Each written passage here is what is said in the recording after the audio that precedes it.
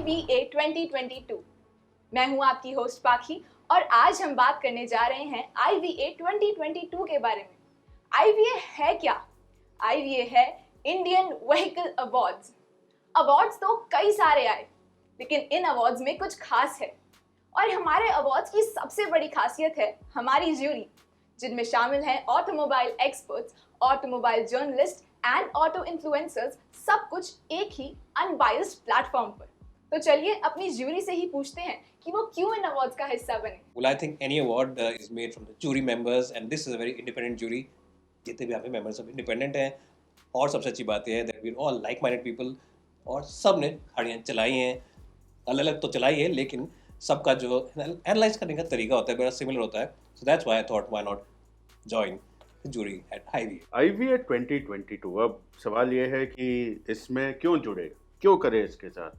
लेकिन जब अमित खरे मेरे पास आए और बात हुई कि एक अनबायस्ड, एक फ्री फॉर ऑल, एक ऐसा अवार्ड किया जाए जिसके पीछे एक सोच है, क्योंकि देखिए आज के ज़माने में सोच बहुत बड़ी चीज़ है। और जब आपका सोच इंडिपेंडेंट हो, जहां आपका सोच एकदम फ्री हो, वहीं पे आप एक बढ़िया अवार्ड कर सकते थे। रविंद्रनाथ ठाकुर साहब ने बोला था कि where the head is held high, that's where my thoughts are free. हमारे सर ऊपर इसलिए हैं क्योंकि ये टोटली अनबायस्ड अवार्ड्स हैं। हमने ये सारी गाड़ियाँ चलाई है, खुद एक्सपीरियंस किया है, और ये एक ऐसी ज्यूरी है जो बहुत एक्सपीरियंस ज्यूरी है। अवार्ड सिर्फ ऊपर ही दिखावे से नहीं होता, अंदर के जान से होता है। और क्योंकि ये अवार्ड जो है इन सारी चीज़ों को कंसिडर कर रहा था, इसलिए मैंने सोचा कि व्हाई नॉट IVA 2022 के साथ जुड़ा जाए। मैं इस ज्यूरी का पार्ट इसलिए बना क्योंकि already print media and digital media से प्रेजेंट दोनों ही journalist, auto experts and influencer यहाँ पे प्रेजेंट थे, और एक सच में सौभाग्य की बात है कि मैं उन लोगों के साथ में काम कर रहा हूँ। So they have been idol of mine. ये एक मेन पार्ट था। अगेन, अनबायस्डनेस इज समथिंग जो हमारे को आपसे कनेक्ट करता है और आपको आपकी डिसीजन मेकिंग पावर जो है वो और भी ज़्यादा स्ट्रॉन्ग कर देता है। तो इंडियन व्हीकल अवार्ड्स की ज्यूरी से जुड़ने का सबसे बड़ा रीजन यही है कि अवार्ड्स बहुत जरूरी हैं। अवार्ड्स क्या होता है, वो आपकी मेहनत का रिजल्ट होता है। तो आजकल कंपटीशन बहुत ज्यादा है, सभी ऑटोमोबाइल कंपनियां जो है बहुत मेहनत करती हैं, बहुत R&D करती हैं, उसके बाद अपना बेहतर से बेहतर प्रोडक्ट लाती हैं ताकि लोगों को बेस्ट ऑप्शंस मिल सके। अब इन अच्छे ऑप्शंस में से हमें मौका मिला बेस्ट चुनने, ताकि हम आपके सामने ला सकें। तो IVA ने हमें ये मौका दिया कि हम इनमें से बेस्ट को चुन सकें, और यही रीज़न है मेरा इसके साथ जुड़ने का सबसे बड़ा। IVA सोच तो ये थी कि सब लोग एक साथ इकट्ठा हो जाएं और अपने अनबायस्ड ओपिनियन के साथ साथ एक ऐसा प्लेटफॉर्म बनाएं जहां पर अपने मन का करने की हमें पूरी आज़ादी मिले। और जब सबके साथ ये आइडिया शेयर किया गया तो कोई भी ऐसा व्यक्ति नहीं था जिसने ना कहा हो मुझसे कि यही तो था जो हमें चाहिए है। और मुझे बहुत अच्छा लगा कि इतनी खुशी खुशी बाकी सारे जूरी मेंबर्स इस आइडिया के पीछे काम करने के लिए तैयार हो गए। और यही रीज़न था कि मुझे लगा कि ये सोच आगे बढ़नी चाहिए, क्योंकि अवार्ड्स सब लोग दे रहे हैं, बहुत से मीडिया हाउस पुराने समय से अवार्ड्स दे रहे हैं, लेकिन हर जगह एक ओपिनियन पहले से पता होती है। इवन ये भी समझ में आ जाता था कि ये अवार्ड किसको जाने वाले हैं। आज हमें ऐसा प्लेटफॉर्म मिला जहाँ पर अपने मन की करने की आज़ादी थी। हमें पता था ये गाड़ी कस्टमर के लिए सही है, उसको चूज करने के लिए हमें किसी ने फोर्स नहीं किया। First of all it's an honour for me, इतनी बड़ी और इतनी बेहतरीन जूरी के साथ एक मेंबर बनना, वो भी IVA यानी कि इंडियन व्हीकल अवार्ड्स के लिए।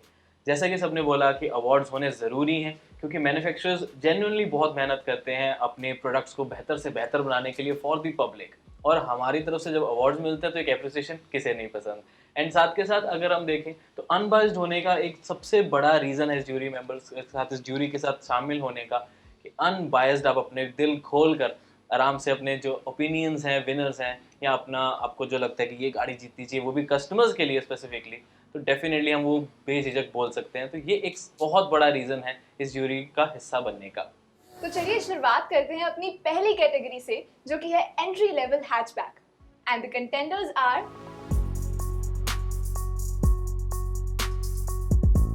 आशीष सर, आप बताइए कि आपकी नज़र में इस कैटेगरी में कौन विनर है? Well, I think इस कैटेगरी में एक ही विनर है, और वो विनर है मारुति सुजुकी की नई Celerio। I think it's a great car anybody was on budget. आप क्या कहते हैं इन्होंने सर? जब ये गाड़ी पूरी फेसलिफ्ट होके आई है, जो इसका नया शेप आया है, नई साइज आया है, ओ हो मजा आ गया। आप क्या कहते हो? सी जो इसके अंदर अभी इंजन आया वो मोर रिफाइंड हो गया, और माइलेज इज समथिंग जो मुझे लगता है कि अब बढ़ के आया है, and it is one of the most mileage, it is the best mileage giving car now, so Celerio is the only option. आप बताइए। सेलेरियो में बेस्ट पार्ट मुझे तो माइलेज के सबसे अच्छा तो माइलेज ही लगा। उसके अलावा जो इसमें एक और बहुत अच्छी चीज़ है जो सिर्फ फैमिली क्लास के लिए फेवरेट बनाती है, वो है इसमें स्पेस अब काफ़ी अच्छा मिल गया है और राइड कंफर्ट इसका काफ़ी अच्छा है। मेरी नज़र में सबसे बड़ी चीज़ थी कि एक इतनी छोटी small entry level hatchback car जिसमें स्टार्ट स्टॉप जैसी टेक्नोलॉजी शामिल कर दी गई, है ना कमाल की बात। यही वजह थी कि यह कार कुछ खास बन गई अपनी कीमत फीचर्स की वजह से। इस गाड़ी ने डेफिनेटली अपनी जगह काफ़ी अच्छी तरीके से बनाई है। मेरा आंसर भी सिलेरियो की तरफ ही जाता है, एंड कहीं ना कहीं इसके फीचर्स, इसके साइज, इसकी स्पेस और ऑफ कोर्स इसका डिज़ाइन काफ़ी बेहतरीन हो गया। और इसको एंट्री लेवल कहना पड़ रहा है क्योंकि साइज़ वैसा है, बट डेफिनेटली ये अपर मार्केट को भी कहीं ना कहीं लोगों को अट्रैक्ट करती है कि सिलेरियो भी चूज़ कर सकते हैं अब।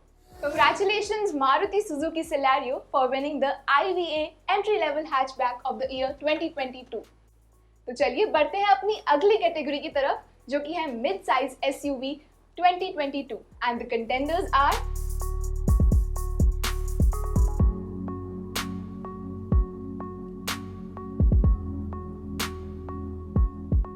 रनुजा सर, आप बताइए कि आपकी ओपिनियन में इस कैटेगरी में विनर कौन है? सबकी कंसिडर ओपिनियन यही थी कि वोक्सवैगन की टाइगुन को ये वाला जो पद है वो दिया जाए, लेकिन क्यों? मैं पहले यहाँ से शुरू करूंगा। आप बोलो कि आपको क्या लगता है कि टाइगुन को क्यों मिलना चाहिए? Ranuja sir, yes I agree with all your views, and जो एक फीचर मुझे लगा कि मुझे टाइगन को वोट करना चाहिए वो था active cylinder deactivation, and that is really nice कि एवरेज भी आपको माइलेज जो है वो फ्यूल एफिशिएंसी बढ़ती हुई नजर आती है।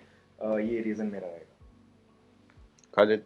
मुझे लगता है टाइगुन के लिए एक तो ये जो नया पैकेज एक पैकेज के रूप में बहुत बेहतर हुई है और इसमें फीचर्स काफ़ी अच्छे हैं, प्लस इसमें जो है आपका मतलब इसका जो डिज़ाइन है वो प्योर जर्मन कार का फील देता है, तो ये एक ओवरऑल पैकेज के रूप में मुझे अच्छी लगी गाड़ी। अमित? मुझे अच्छा लगा कंप्लीट पैकेज, ये बात बिल्कुल सही है। उसमें सबसे बड़ी चीज़ थी कि ये 1.5 लीटर एक्टिव सिलेंडर, साथ ही आपको मिल रहा है DSG का साथ, यानी सोने पे सुहागा। ऐसा कॉम्बिनेशन बहुत कम अवेलेबल है। Rishabh?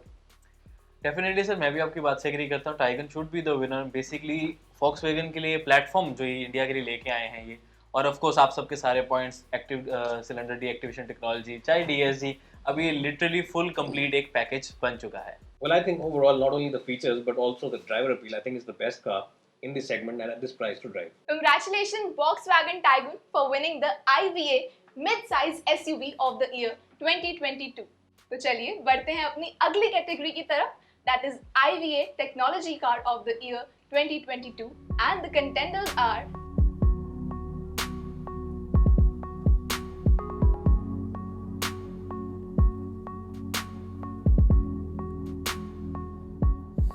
Being an engineer, technology is something जो मुझे हमेशा से उसके तरफ खींच के रखती है, अट्रैक्ट करके रखती है।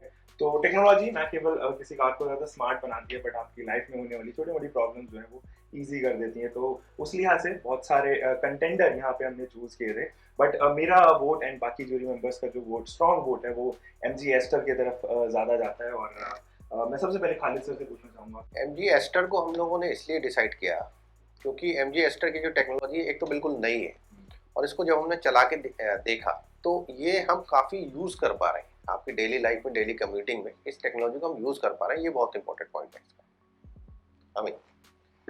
मेरी नज़र में सबसे बड़ी इंपॉर्टेंट चीज़ थी उसका ऑटोनोमस ड्राइविंग लेवल सेकंड का होना, जहाँ पर हमें कई सारे फीचर्स एक साथ यूज करने का मौका मिला, चाहे वो कॉलिजन अवॉइडेंस सिस्टम हो या उनका रडार बेस्ड सिस्टम जिससे कि वह रोड के साइन को डिटेक्ट कर लेते हैं, या कम्प्लीटली रिवर्स ड्राइविंग सेटअप। इन सब ने बिल्कुल मनमोहित कर दिया, और यही वजह है। आश्तर, आप बताइए हर्षद, आप क्या सोचते हैं? डेफिनेटली सर, एस्टर को ही अवार्ड मेरी तरफ से भी जाता है। सबसे बड़ी चीज़ होती है एक्सक्लूसिव चीज़ देना, जो कि कहीं और अवेलेबल नहीं है। तो MG ने वो बहुत अच्छे तरीके से लेकर आए हैं सामने पब्लिक के लिए। एंड ऑफ कोर्स सेफ्टी, किसे नहीं पसंद अगर सेफ्टी में टेक्नोलॉजी यानी कि सॉफ्टवेयर और हार्डवेयर दोनों यूज़ हो रहे हैं, तो क्या ही कॉम्बिनेशन बनता है ये। तो आप बताएं आशीष सर, आपका क्या मानना है? वेल आई थिंक मेरे हिसाब से इस गाड़ी के अंदर दीपा मलिक की वॉइस यूज़ करी है वो बहुत ही बड़ा डिफरेंशिएटर है बाकी राइवल से। ये आए के साथ साथ दीपा मलिक की voice, I think that makes a big difference and I think that's why I give my vote. आप क्या कहते हो सर? देखिए, सब लोगों ने सारी कारणें तो बता दी। अब पता है विवेक, मेन चीज़ क्या होता है कि जितने भी फीचर्स हो जो भी हो, चलिए एमजी से हमें वो एक्सपेक्टेशन नहीं रहता कि इंजन या गियरबॉक्स अच्छा हो कि ना हो। हमें एक्सपेक्टेशन रहता है कि उसकी टेक्नोलॉजी, जिसकी सबने अभी बात की है, जैसे आपने शुरू में जिक्र किया था, अमित ने भी बताया कि एडीएस टेक्नोलॉजी से काफ़ी आसान हो जाता है, कोलिजन अवॉइडेंस वगैरह ये हो जाता है। हाँ, एक चीज़ मेरे को थोड़ी उस गाड़ी में और ज़रूर लगी थी कि एक वो रोबोट सा जो ऊपर डैशबोर्ड पे डाल दे, वो आपकी तरफ देखता रहता है, तो वो थोड़ी सी लगता है रात को कि कौन देख रहा है। बट अदर देन दैट मैं इस बात के साथ पूरी तरह सहमत हूँ कि जितनी टेक्नोलॉजी उस गाड़ी में है, चाहे दीपा मलिक की आवाज़ में हो या जिसकी भी आवाज़ में हो, जितनी भी टेक्नोलॉजी उस गाड़ी में है, इस सेगमेंट के किसी और गाड़ी में नहीं है, और ये वोट वो गाड़ी डिजर्व पूरी तरह करता है। Congratulations MG Aster for winning the Technology of the Year 2022 awards from IVA. तो चलिए बढ़ते हैं अपनी अगली कैटेगरी की तरफ जो कि आजकल एक बहुत हॉट टॉपिक है, IVA Electric Vehicle of the Year 2022 and the contenders are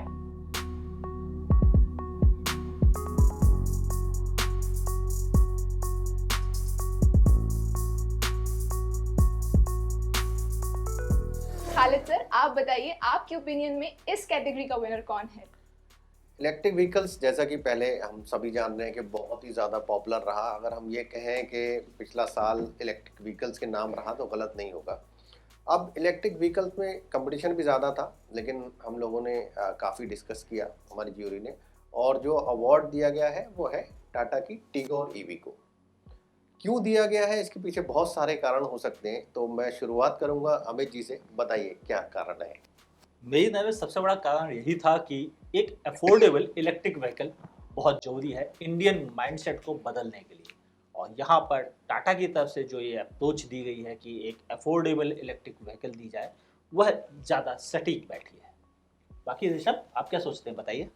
मेरा अवार्ड भी सर टाटा टिगोर ईवी को ही जाता है। हालांकि कंटेंडर्स इसमें काफ़ी स्ट्रॉन्ग थे, बट टाटा टिगोर ईवी से ज़्यादा ये टाटा मोटर्स को अवार्ड है कि इस लेवल पर दो इलेक्ट्रिक व्हीकल्स देना फॉर द इंडियन मार्केट, जो कि ज़्यादा महंगे नहीं हैं, अफोर्डेबल हैं, एंड कहीं ना कहीं टिगोर ईवी उससे भी अफोर्डेबल, जो कि टाटा नेक्सॉन ईवी आती है, उससे भी अफोर्डेबल एक मार्केट में दे दी गई है। कमाल की बात है, इसीलिए टाटा टिगोर ईवी। अब आशीष सर, आप बताएं आप किसको अवार्ड देना चाहेंगे यहाँ पर और क्यों? वेल आई थिंक जो आपने बोला अफोर्डेबिलिटी की बात तो है, but the best point is कि जो ये गाड़ी है स्टेबल प्लेटफॉर्म में बनी है, सेफ प्लेटफॉर्म में बनी है। It's a very solid car, secure car, and that's not the reason why this car win the award. तो आइए पूछते हैं रणवीर सर से वो क्या सोचते हैं। देखिए, ये मैं इस बारे में ऋषभ से बहुत सहमत हूँ कि टाटा को सच में एक अवार्ड वैसे ही देना चाहिए कि उन्होंने इस सेगमेंट को इतना पुश किया है। और जो टिगोर ईवी है वो एक अफोर्डेबल ईवी है, सेफ गाड़ी है, बैटरी प्लेसमेंट अच्छी है, मोटर अच्छी है, जिप अच्छी है, और एक रीजनेबल चार्ज टाइम और रेंज टाइम है। तो मेरे हिसाब से ये जो अवार्ड है ये टाटा रिचली डिजर्व करती है। आप बताओ। Sir definitely I agree with all your points, but मुझे ये भी लगता है कि टाटा नेक्सॉन ईवी के सक्सेसफुल होने के बाद में we Indians have actually have more faith on Tata electric products now, और ये ऑब्वियसली सेकंड या थर्ड प्रोबेबली प्रोडक्ट है टाटा की तरफ से जो इलेक्ट्रिक व्हीकल के तौर पे यहाँ पे दिया गया है। बजट फ्रेंडली है ये, और डेली कम्यूटर्स को काफ़ी सपोर्ट करेगा। उन लोग को जो रोज़ाना 80 से 90 किलोमीटर रोज चलते हैं, उनके लिए एक बहुत अच्छा ऑप्शन यहाँ पर मेरे को लगता है कि टाटा लेके आई है। तो this award totally Tata deserve करते हैं। Congratulations Tata Tigor EV for winning the IVA Electric Vehicle of the Year 2022. तो चलिए बढ़ते हैं अपनी अगली कैटेगरी की तरफ जो कि है Viewers Choice of the Year 2022 and the contenders are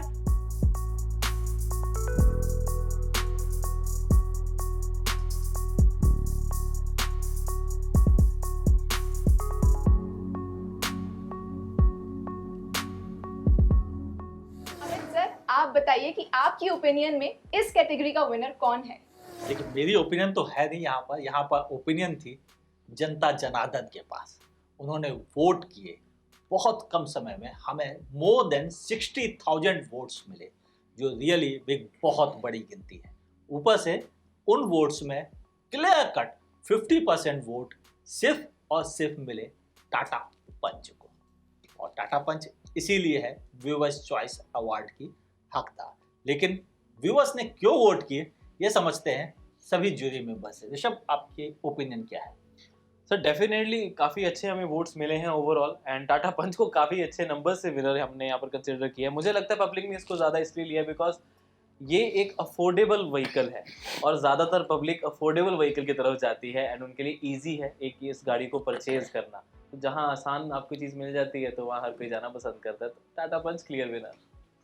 अब मैं पूछना चाहूँगा आशीष जी से, उनका क्या ओपिनियन है कि पब्लिक ने टाटा पंच को इतना वोट क्यों दिया? वेल आई थिंक मेरे हिसाब से टाटा ने इस गाड़ी को एग्जीक्यूट बड़ा अच्छा किया, क्योंकि लोग कह रहे थे कि हैचबैक है, इसको ऊपर उठा दिया गया है, लेकिन हैचबैक नहीं, मिनी एसयूवी वाकई लगती है ये। So I think because of the execution इस गाड़ी को अवार्ड मिला, लोगों ने इतना पसंद किया है। और जैसा आप सब जानते हैं बाहर से बिल्कुल हैरियर की तरह ही लगती है, so that's why I think it got the award. Anyways let's ask Ranveer sir कि क्यों इस गाड़ी को अवार्ड मिला। जैसा भी बात हो रहा था, टाटा पंच के जितने भी गुण हो, ये बहुत क्लियरली साबित हो गया है कि हमारे व्यूअर्स ने ज़्यादातर इस गाड़ी को वोट दिया है। 50% ऑफ 60,000 वोट्स कोई छोटा अंक नहीं है। इसका मतलब ये है कि इस गाड़ी में उतने ही गुण हैं, उतने में ही गुड पॉइंट्स हैं जो इस गाड़ी को डियर बनाती है पब्लिक के लिए। और मेरे हिसाब से एक बहुत एक well deserved viewers choice of the year गाड़ी बनती है। आप बताओ। सर डेफिनेटली जो कुछ एंट्रीज थी इस सेगमेंट में वो ऑलरेडी आउटडेटेड हो गए थे। सो बहुत ज़्यादा ऑप्शंस एक्चुअली यहाँ पे सिटीजन्स के लिए, इंडियन सिटीजन्स के लिए नहीं था ऑप्शन। और एसयूवी ये ऑब्वियसली लगती है, डायना प्रो टेक्नोलॉजी जो है वो इंट्रोड्यूस होने की वजह से इंजन ज़्यादा ऐसे पैचेस पे जहाँ पर एसयूवीज कमाल करते हैं वहाँ पे फील करवाते हैं कि हाँ एसयूवी कंपैटिबिलिटी इसके अंदर इंट्रोड्यूस हुई है, अच्छी ग्राउंड क्लियरेंस, ये सारी चीज़ें इसको उस मापदंड पे ज़रूर लेके आके रोक देती है जो एसयूवी के जितने भी मापदंड है वहाँ। मैं खालिद सर से ज़रूर पूछना चाहूँगा सर, आपके ओपिनियंस यहाँ पे क्या रहते हैं? मुझे लगता है कि एसयूवी का जो टशन है वो लोग के सर चढ़ पे बोल रहा है, और इस प्राइस और इस साइज़ में टाटा ने एक ऐसी गाड़ी बना दी है जो कि छोटे साइज़ होने के बावजूद भी एक रोड प्रेजेंस उसकी एक एसयूवी वाली लगती है।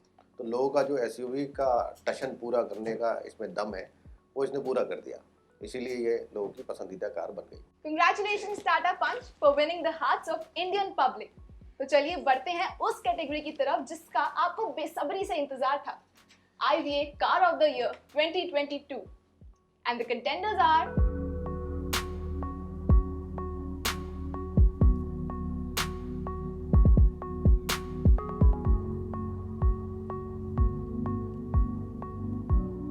ऋषभ सर, आप बताइए आपकी ओपिनियन में car of the year award किसको मिलना चाहिए? इस कैटेगरी में हम सबने मिलकर डिसाइड किया है महिंद्रा XUV 700, क्योंकि इसमें बहुत ज़्यादा आपको रीजंस मिल जाते हैं। पहले मैं पूछना चाहूँगा मिस्टर आशीष जी से कि इनका ओपिनियन क्या है कि कौन से रीजंस इस गाड़ी को बनाते हैं car of the year. Well जैसा ऋषभ ने बताया बहुत सारे रीजंस है, बट मेरे हिसाब से one of the biggest reasons is the looks. बाहर से इसकी रोड प्रेजेंस, इसका design, I think it's a very good looking SUV और प्रॉपर एक माचो एसयूवी लगती है। एनीवेज बाकी हम जानते हैं रॉन सर से। मैं आपके साथ आशीष एकदम सहमत हूँ। लुक्स में जो मेरे को सबसे अपील किया वो था इसका रेयर हैच, जो कि कंपोजिट मटेरियल से बना हुआ है। मेरे ख्याल से ये एक नया डायरेक्शन है इंडियन ऑटोमोटिव इंडस्ट्री का। प्लस और भी इसमें चीज़ें, इसमें टेक भी बहुत है। In fact tech car of the year के आपको याद होगा, आपने देखा होगा कि उसमें भी एक कंटेंडर था। तो मेरे हिसाब से इसका टेक भी काफ़ी बड़ा हुआ है और काफ़ी यूज़फुल है। बट हाँ, कंपोजिट्स यूज़ करने के लिए मेरे हिसाब से ये गाड़ी पूरे नंबर डिजर्व करती है। आप बताओ। Yes, totally agree with you sir. और जो मैकेनिकल्स जुड़े हुए हैं मेरे हिसाब से वो मुझे काफ़ी अच्छे लगे। The suspension unit is absolutely phenomenal. जिस तरीके से वो हैंडल करता है, ना केवल ऑफ रोड हो बट जब आप हाईवेज पे चलते हो तो काफ़ी स्टेबल रहता है एंड बहुत ज़्यादा बॉडी रोल नहीं देता। साथ साथ एम स्टैलियन इंजन ने मेरे को काफ़ी इंप्रेस करा, क्योंकि वो लोग जो एक्चुअली ड्राइवर फ्रेंडली हैं, driver enthusiast I would say, वो लोग इस इंजन के साथ में काफ़ी कनेक्टेड फील करते हैं, specially with the automatic transmission. जो 6 स्पीड का ऑटोमेटिक ट्रांसमिशन यहाँ दिया गया है। खालिद सर, आपके क्या ओपिनियन यहाँ पे? मुझे लगता है ये सब बातें जो आपने बताई, इसके अलावा एक बहुत इंपॉर्टेंट पॉइंट रहा है इसका प्राइस। जो इसका ऐसा प्राइस रखा जो इसने एक कॉम्पैक्ट एसयूवी वाले सेगमेंट के कस्टमर को भी खींचा और टॉप एंड पे भी चला गया। तो ये बहुत वर्सेटाइल हो गई अपने प्राइस को लेके, इस वजह से इसको बहुत ज़्यादा बुकिंग मिली। अमित, ये तो सही है कि सारे अच्छे अच्छे पॉइंट्स बता दिए गए। अब कुछ चीज़ें ही बची जो मैं शेयर करना चाहूँगा। XUV 700 इकलौती ऐसी गाड़ी थी जिस पर पूरी ज्यूरी एक मत से सारे वोट XUV 700 को मिले। दूसरा रीजन उसका वर्सटाइल तो है, 5 सीटर 7 सीटर एडास जैसे फीचर जिन्हें हम ऑटोनोमस ड्राइविंग लेवल 1 कहते हैं, बहुत फीचर्स थे उसमें, और इन सब चीज़ों ने मिलकर इस कार को रियली हम सबको दीवाना बनाया, और यही वजह है इसे मिला IVA car of the year 2022। Congratulations Mahindra XUV 700 for winning the IVA Car of the Year 2022. I would like to thank all the jury members जो उन्होंने इतने सारे कंटेंडर्स के बीच विनर सिलेक्ट करने में हमारी मदद की। रुकिए, अभी कहीं जाइएगा नहीं, डिस्क्रिप्शन में और भी अवार्ड्स के लिंक गिवन हैं, उन वीडियोस को देखना ना भूलिए। मुलाकात होगी अगले साल इंडियन व्हीकल अवार्ड्स 2023 में।